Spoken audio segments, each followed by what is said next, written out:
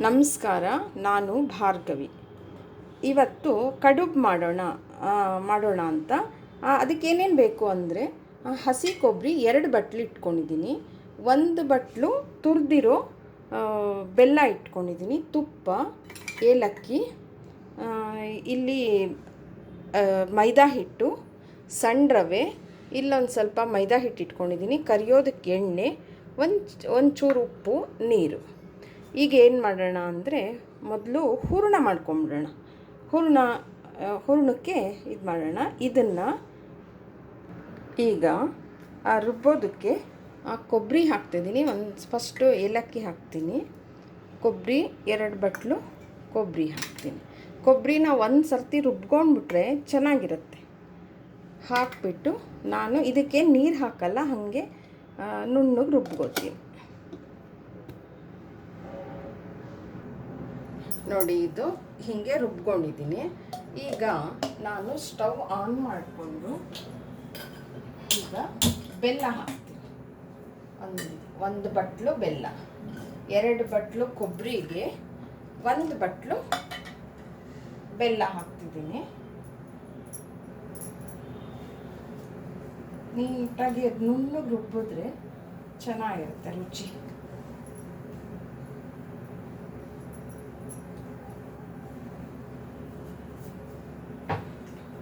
ಈಗ ಅದನ್ನು ಕಾಡಿಸೋದು ಚೆನ್ನಾಗಿ, ಒಂದು ಸ್ವಲ್ಪ ನೀಟಾಗಿ ಮಿಕ್ಸ್ ಮಾಡಬೇಕು. ಮೀಡಿಯಮ್ ಉರಿನಲ್ಲಿ ಇಟ್ಕೊಂಡು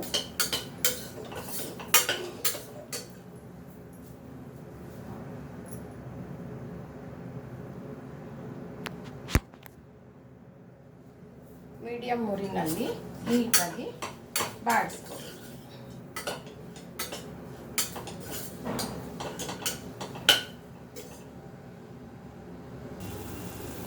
ನೋಡಿ, ಈ ಥರ ಆಗಿಬಿಟ್ರೆ ಸಾಕು. ಪಾತ್ರೆ ಬಿಟ್ಕೊಂಡು ಬಂತು. ಇವಾಗ ಸ್ಟವ್ ಆಫ್ ಮಾಡಿಬಿಡ್ತೀನಿ. ಇದನ್ನು ಒಂದು ಬೇರೆದ್ರಲ್ಲಿ ಹಾಕಿ ಆರಕ್ಕೆ ಬಿಟ್ಬಿಡ್ತೀನಿ. ಇದರಲ್ಲಿ ಹಾಕಿ ನಾನು ಆರಕ್ಕೆ ಬಿಡ್ತೀನಿ. ಇವಾಗ ಹಿಟ್ಟನ್ನು ಕಲಿಸ್ಕೊತೀನಿ. ಈಗ ನೋಡಿ, ಇದು ಮೈದಾದ್ದು ಸರಿ. ಇದಕ್ಕೆ ಒಂಚೂರು ಅರಿಶಿನ ಹಾಕಿದ್ದೀನಿ, ಒಂದು ಚಿಟಿಕೆ ಉಪ್ಪು ಹಾಕ್ತೀನಿ, ಅದೊಂಥರ ಚೆನ್ನಾಗಿರುತ್ತೆ. ಒಂದು ಚಿಟಿಕೆ ಉಪ್ಪು ಹಾಕಿ ಈಗ ಈ ತುಪ್ಪ ಇದೆಯಲ್ಲ, ಕಾಯಿಸೋದೇನು ಬೇಡ, ಹಾಗೆ ಹಾಕಿ ಒಂಚೂರು ಕಲಿಸ್ಕೊತೀನಿ. ಒಂದು 2 ಸ್ಪೂನ್ ಹಾಕಿದ್ದೀನಿ. ಇವಾಗ ತೋರಿಸ್ತೀನಿ ನಾನು. ಇದನ್ನು ನೀಟಾಗಿ ಹೀಗೆ ಹಾಕಿಬಿಟ್ಟು ಟೀ ಸ್ಪೂನಲ್ಲಿ 2 ಟೀ ಸ್ಪೂನ್ ಹಾಕಿದ್ದೀನಿ ಅಷ್ಟೇ ತುಪ್ಪ. ನೋಡಿ, ಹಿಂಗಾಗ್ಬಿಟ್ಟು ಈ ಥರ ನಾವು ಇದು ಮಾಡಿದ್ರೆ ನೋಡಿ ಹಿಂಗೆ ಬರಬೇಕು. ಈ ಥರ ಆದಮೇಲೆ ಒಂದು ಸ್ವಲ್ಪನೇ ನೀರು ಹಾಕಿ ಕಲಸಿಟ್ಕೋಬೇಕು. ಇದು ಮೈದಾದ್ದು. ಒಂದೇ ಸರ್ತಿ ಜಾಸ್ತಿ ನೀರು ಹಾಕಕ್ಕೆ ಹೋಗಬೇಡಿ, ಸ್ವಲ್ಪ ಗಟ್ಟಿಯಾಗೇ ಇರಲಿ. ಚೆನ್ನಾಗಿ ಅದನ್ನು ಕಲಿಸ್ಬೇಕು.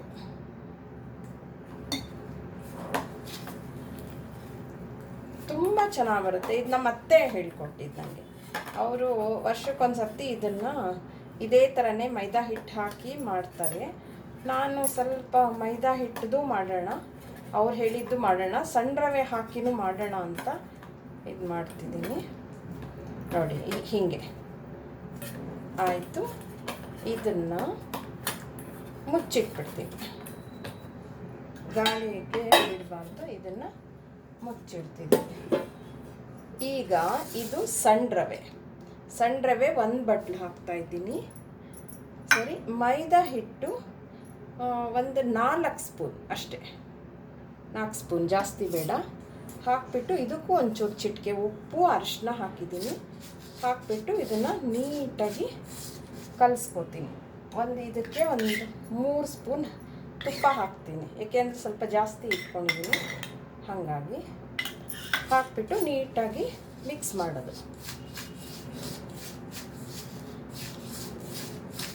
ಚೆನ್ನಾಗಿ ಬರುತ್ತೆ ನಿಮಗೆ. ಇದೊಂದು ಸ್ವಲ್ಪ ನೆನಿಬೇಕಾಗುತ್ತೆ, ಸಣ್ಣ ರವೆ ಹಾಕಿ ಕಲಿಸಿರೋದು. ನೋಡಿ, ಇವಾಗ ಹಿಂಗಂದರೆ ಅದು ಪಿಡ್ಚೆ ಥರ ಆಗಬೇಕು. ಇವಾಗ ಒಂದು ಸ್ವಲ್ಪ ನೀರು ಹಾಕ್ಕೊಂಡು ಟೀ ಸ್ಪೂನಲ್ಲಿ 3 ಟೀ ಸ್ಪೂನ್ ತುಪ್ಪ ಅಷ್ಟೆ. ಇದಕ್ಕೆ ನೀರು ಹಾಕಿ ಗಟ್ಟಿಯಾಗಿ ಕಲಿಸ್ಕೊಳ್ಳಿ.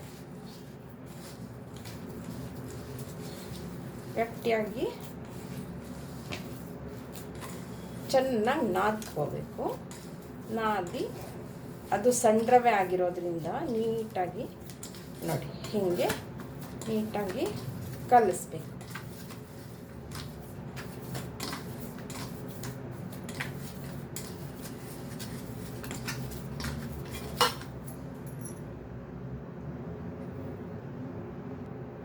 ಇವಾಗ ಇದನ್ನು ಕಲಿಸಿದ್ದೀನಿ ನೋಡಿ, ಹೀಗೆ ಈ ಥರ ನೋಡಿ ಕಾಣಿಸ್ತಿದೆ ಅನಿಸುತ್ತೆ.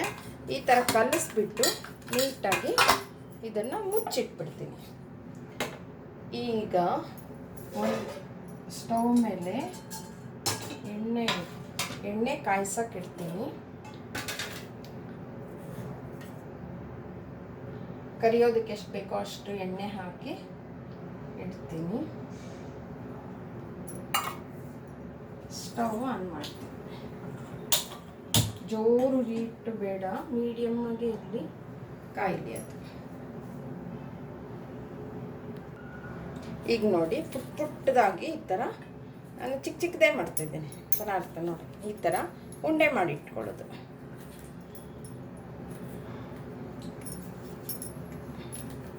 ಎಷ್ಟು ಬೇಕೋ ಅಷ್ಟು ಉಂಡೆ ಮಾಡಿ ಇಟ್ಕೊಳ್ಳೋದು. ಈಗ ಈ ಉಂಡೆನ ನಿಮಗೆ ಇದ್ರ ಮೇಲೆ ಇಡೋದು. ಇಟ್ಬಿಟ್ಟು ಅದರ ಮೇಲೆ ಈ ಅಲ್ಯೂಮಿನಿಯಂ ಶೀಟ್ ಇರುತ್ತಲ್ಲ ಅದನ್ನು ಹಿಂಗಿಟ್ಟು ಪ್ರೆಸ್ ಮಾಡೋದು. ಪ್ರೆಸ್ ಮಾಡಿದ್ರೆ ನೀಟಾಗಿ ಬರುತ್ತೆ.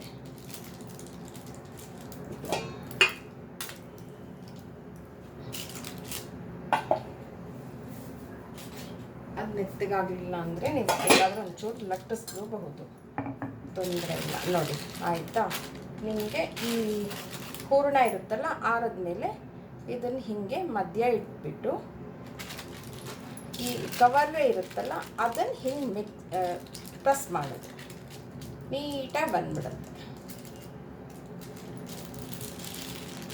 ನೋಡಿ. ನಾನು ಪುಟ್ಟದಾಗೆ ಮಾಡ್ತಾಯಿದ್ದೀನಿ.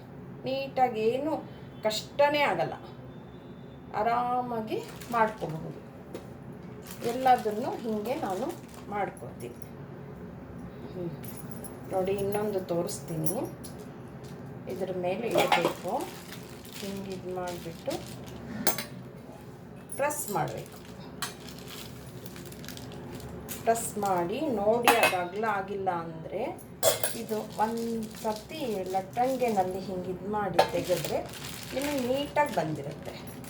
ಅದಕ್ಕೆ ಈ ಹೂರಣ ಒಂದು ಸ್ವಲ್ಪ ಮಧ್ಯಕ್ಕೆ ಹಾಕಿ ಎಷ್ಟು ಬೇಕೋ ಅಷ್ಟು ಈ ಕವರೇ ಇರುತ್ತಲ್ಲ ಅದನ್ನು ನೀವು ನೀಟಾಗಿ ಹಿಂಗೆ ಇದು ಮಾಡಿದ್ರೆ ಅಲ್ಲಿ ಇದಾಗುತ್ತೆ. ನೀಟಾಗಿ ಪ್ರೆಸ್ ಮಾಡಬಹುದು, ಅಚ್ಚುಕಟ್ಟಾಗಿ ನಿಮಗೆ ಆಗುತ್ತೆ.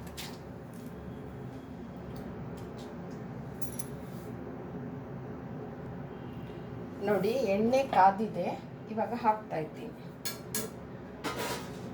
ಕರಿಯೋದಕ್ಕೆ ತುಂಬ ಬೇಗ ಆಗಿಬಿಡುತ್ತೆ, ತುಂಬ ಚೆನ್ನಾಗಿ. ಏನಂದರೆ ನೀವು ಕಲಸೋವಾಗ ಸ್ವಲ್ಪ ನೋಡಿಕೊಂಡು ತುಂಬ ನೀರು ಹಾಕಿ ಕಲ್ಸಕ್ಕೆ ಹೋಗಬೇಡಿ, ಚೆನ್ನಾಗಿ ಬರುತ್ತೆ.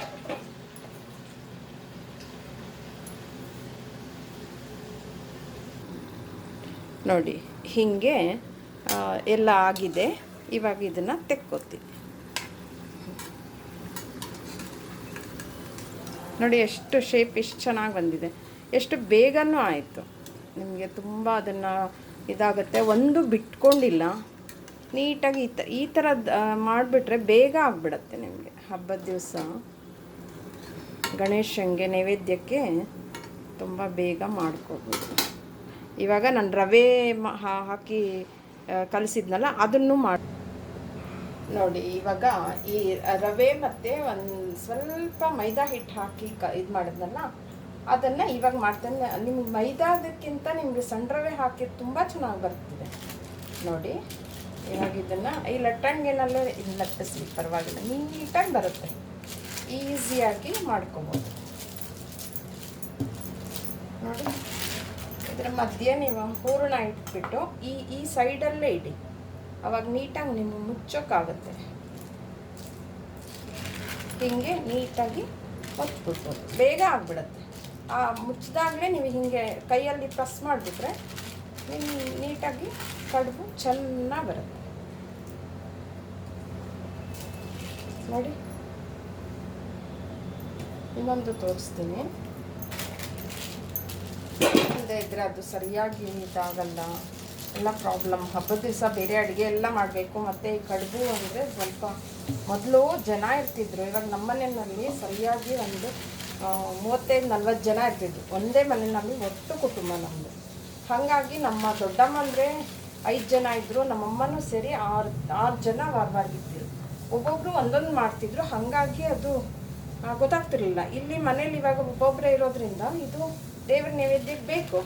ಹಾಗಾಗಿ ನೋಡಿ ಈಸಿಯಾಗಿ ಈ ಥರ ಮಾಡ್ಕೋಬಹುದು. ನಮ್ಮ ಮನೇಲಿ ಗೌರಿ ಹಬ್ಬಕ್ಕೆ ಹೆಣ್ಮಕ್ಳು 10-11 ಜನ ಕುತ್ಕೊಂಡು ವಾರವಾರಗಿರ್ತೀರ, ಅವರು ದೊಡ್ಡಮ್ಮಂದರು ಎಲ್ಲ ಸೇರ್ಕೊಂಡು ಸರಿಯಾಗಿ ಒಂದು 15-20 ಜನ ಕುತ್ಕೊತಿದ್ವಿ. ಗೌರಿ ಹಬ್ಬ ಗೌರಿ ಕೂಡಿಸ್ತಿದ್ವಿ. ಸರಿ ಹಾಗೆ ಇದು ಗಣೇಶನ ಹಬ್ಬನೂ ಅಷ್ಟೇ, ಎಲ್ಲ ಅಣ್ಣಂದರು 11 ಜನ ಅಣ್ಣಂದರು ನನಗೆ, ದೊಡ್ಡಪ್ಪ ಚಿಕ್ಕಪ್ಪನ ಮಕ್ಕಳು. ಸರಿ ಎಲ್ಲರೂ ಕುತ್ಕೊಂಡು ಪೂಜೆ ಅಂದರೆ ಲೆಕ್ಕ ಹಾಕ್ಕೊಳ್ಳಿ ಎಷ್ಟು ಬೇಕು ನಿಮಗೆ ಇದು ಅಡುಗೆ ಎಲ್ಲ ನೋಡಿ. ಆಯಿತು, ಇವಾಗ ನಾನು ಕರಿಯೋದನ್ನು ತೋರಿಸ್ತೀನಿ. ಇವಾಗ ನೋಡಿ ಹಿಂಗೆ ಮಾಡಿ ಇಟ್ಕೊಂಡಿದ್ದೀನಿ, ಒಂದೊಂದನ್ನೇ ನಾನು ಹಾಕ್ತೀನಿ. ಕಾದಿದೆ,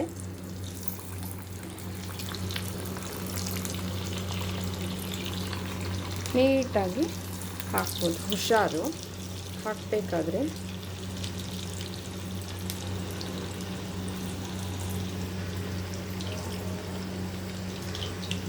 ಚೆನ್ನಾಗಿರುತ್ತೆ ನೋಡಿ. ಇವಾಗ ಆಗಿದೆ, ಇದು ತೆಗಿತೀನಿ ನೋಡಿ. ಒಂದು ಒಡೆದಿಲ್ಲ, ಒಂದು ಅಂದರೆ ನೀಟಾಗಿ ತುಂಬಬಹುದು. ಇದನ್ನು ಹೂರಣ ನೋಡಿ, ಎಲ್ಲಿ ಒಂದು ಸ್ವಲ್ಪನೂ ಇದಾಗಿಲ್ಲ, ತುಂಬ ಚೆನ್ನಾಗಿ ಬರುತ್ತೆ, ಬೇಗ ಆಗುತ್ತೆ.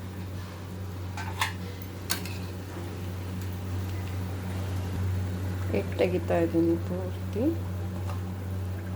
ನಾನು ಪೂರ್ತಿ ಮೈದಾ ಹಿಟ್ಟಲ್ಲೂ ಮಾಡಿದ್ದೀನಿ. ಸರಿ, ಸಣ್ಣ ರವೆ 1-2 ಸ್ಪೂನ್ 3 ಸ್ಪೂನ್ ಮೈದಾ ಹಾಕಿನೂ ಮಾಡಿದ್ದೀನಿ. ಇವಾಗ ಸ್ಟವ್ ಆಫ್ ಮಾಡ್ತೀನಿ ನೋಡಿ. ಇವಾಗ ಎಲ್ಲ ಆಯಿತು. ಇವಾಗ ನಿಮಗೆ ತೋರಿಸ್ತೀನಿ, ಅದನ್ನು ಪೂರ್ತಿ ರೆಡಿ ಆಯಿತು. ಪೂರ್ತಿ ಸಣ್ಣ ರವೆ ಹಾಕಿನೂ ಮಾಡಿದ್ದೀನಿ ನಾನು, ಮೈದಾ ಹಿಟ್ಟು ಹಾಕಿನೂ ಮಾಡಿದ್ದೀನಿ. ರೆಡಿ ಆಯಿತು ಗಣೇಶನ ಹಬ್ಬಕ್ಕೆ ಕಡುಬು ನೋಡಿ. ಇದು ನಾನು ಮೈದಾ ಹಿಟ್ಟು ಹಾಕಿ ಮಾಡಿರೋದು. ಇದು ಸಣ್ಣ ರವೆ ಹಾಕಿ ಮಾಡಿರೋದು. ಸಣ್ಣ ರವೆ ಹಾಕಿ ನಿಮಗೆ ಅದಕ್ಕೆ 1-2 ಸ್ಪೂನ್ ಮೈದಾ ಹಾಕಿದ್ದೀನಿ ಅಷ್ಟೇ, ಜಾಸ್ತಿ ಹಾಕಿಲ್ಲ. ತುಂಬ ಒಂದು ಒಡಿಲಿಲ್ಲ, ಅಷ್ಟು ಚೆನ್ನಾಗಿ ಬಂದಿದೆ. ತುಂಬ ಚೆನ್ನಾಗಿ ಎರಡನ್ನೂ ಮುರಿದು ತೋರಿಸ್ತೀನಿ ನೋಡಿ. ಇವಾಗ ನೋಡಿ ಇದೆಷ್ಟು ಚೆನ್ನಾಗಿ ನೋಡಿ, ಫಸ್ಟ್ ಕ್ಲಾಸಾಗಿ ಬಂತು. ಆಯಿತಾ, ಇವಾಗ ಇದನ್ನು ಮುರಿದು ತೋರಿಸ್ತೀನಿ. ನೋಡಿ, ಇದಂತೂ ಒಳ್ಳೆ ಬಿಸ್ಕೆಟ್ ಇದ್ದಂಗೆ. ಆ ಸಣ್ಣ ರವೆನಲ್ಲಿ ಆರಾಮ್ ಮಾಡ್ಕೋಬೋದು. ನಿಮಗೆ ಮೈದಾ ಅವಾಯ್ಡ್, ನಾನು ಸ್ವಲ್ಪ ಮೈದಾ ಅಷ್ಟು ನನಗೆ ಇಷ್ಟ ಆಗಲ್ಲ, ಒಳ್ಳೆಯದಲ್ಲ ಅನ್ನೋದು ನನ್ನ ಭಾವನೆ. ಹಾಗಾಗಿ ನಾನು ಮೈದಾದು ಅವಾಯ್ಡ್ ಮಾಡ್ತೀನಿ. ಆದರೂ ವರ್ಷಕ್ಕೊಂದು ಸರ್ತಿ ನಮ್ಮ ಮನೆಯಲ್ಲಿ ಇದು ಕಡುಬು ಇದರಲ್ಲಿ ಮಾಡ್ತೀವಿ. ಈ ಸರ್ತಿ ಈ ಸಣ್ಣ ರವೆನಲ್ಲೂ ಮಾಡಿ ನೋಡೋಣ ಅಂತ ಮಾಡಿದ್ದಕ್ಕೆ ತುಂಬ ಚೆನ್ನಾಗಿ ಬಂದಿದೆ ನೋಡಿ. ರೆಡಿ ಆಯಿತು. ಗಣೇಶನ ಹಬ್ಬಕ್ಕೆ ನೀವು ಈ ಥರ ಮಾಡಿಕೊಂಡು ನನಗೆ ತಿಳಿಸಿ ಆಯಿತಾ. ತುಂಬ ಬೇಗ ಮಾಡಬಹುದು, ಮಾಡಿ ನನಗೆ ಹೇಳಿ, ಓಕೆನಾ. Thank you.